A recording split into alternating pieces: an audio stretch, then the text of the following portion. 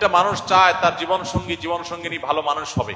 একজন মেয়ে তার স্বামী খারাপ হওয়া সত্ত্বেও স্বামীর প্রতি খারাপ হওয়ার কারণে যে ঘৃণা তৈরি হয়েছে মনে, সে কারণে তার গুনাহ হবে কিনা তিনি সেই চিন্তা করছেন। এটা সন্দেহাতীত ভাবে তার ভালো মানসিকতার পরিচয়। আমরা দোয়া করি আল্লাহ তাআলা আমাদের এই বোনের স্বামীকে মাদকাসক্তি থেকে, এই নেশা থেকে আল্লাহ তাআলা তাকে মুক্তি নসিব করুন বলুন আমিন। ভাইরা আমার, কেউ যদি মাদকাসক্ত হয়, খারাপ পথে চলে যায়, গুনাহের কাজ করে, পাপাচার করে, মন্দ কাজ করে, তাহলে এই ব্যক্তি খারাপ মানুষ। আর খারাপ মানুষকে কি ঘৃণা করা যাবে নাকি যাবে না? কি বলেন? খারাপ মানুষকে ঘৃণা করা যাবে? খারাপ মানুষকে ঘৃণা করবেন না খারাপ কাজকে ঘৃণা করবেন, কোনটা?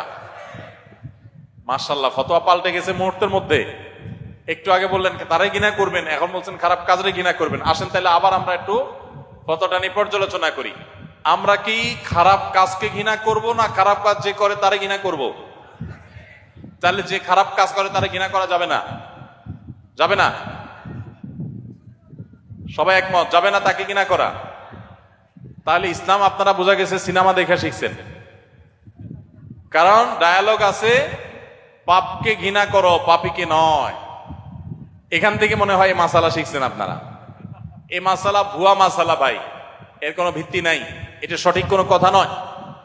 যে পাপ করে পাপী, তার প্রতিও ঘৃণা হবে, ঘৃণা তার প্রতিও। তবে সেই ঘৃণার পাশাপাশি লোকটার প্রতি কল্যাণ কামিতাও থাকবে। যদি তিনি খারাপ কাজটা একটু ছেড়ে ভালো পথে চলে আসতেন, এই আকাঙ্ক্ষা থাকবে, এই প্রচেষ্টা থাকবে। পাশাপাশি তিনি খারাপ কাজ যেহেতু করছেন, এই জন্য তার প্রতি ঘৃণাটা থাকাটাও স্বাভাবিক। এটা কোনো দোষের বিষয় নয়। আমাদের দেশে এই যে আপনারা স্লোগান শুনছেন, শুনতে কত সুন্দর লাগে দেখেন।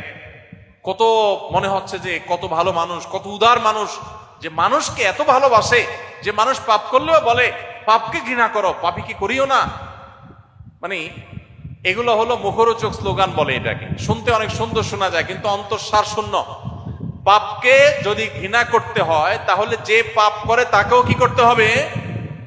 ঘৃণা করতে হবে। অতএব জীবন প্রশ্ন করেছেন যে স্বামীর প্রতি আপনার ঘৃণা তৈরি হওয়া মনের ভিতরে, এর কারণে আপনার কোনো গুনাহ হবে কিনা? উত্তর হলো না, প্রশ্নই ওঠে না। গুনাহ তো হবেই না, বরং তার পাপের কারণে ঘৃণা করাটাই হলো ঈমানের দাবি।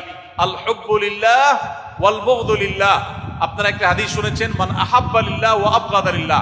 আপনি কাউকে ভালোবাসেন আল্লাহর জন্য, কাউকে অপছন্দ করেন, সেটা কার জন্য? আল্লাহর জন্য। একটা লোকের খুব পছন্দ করতাম, হঠাৎ করে তিনি খারাপ কাজ করছেন, তাকে আমি এখন ঘৃণা করছি, এটা কার জন্য? আল্লাহর জন্য। এরকম হলে তখন সেটা হলো পরিপূর্ণ ঈমানের পরিচায়ক, সেটা হবে পরিপূর্ণ ঈমানের আলামত।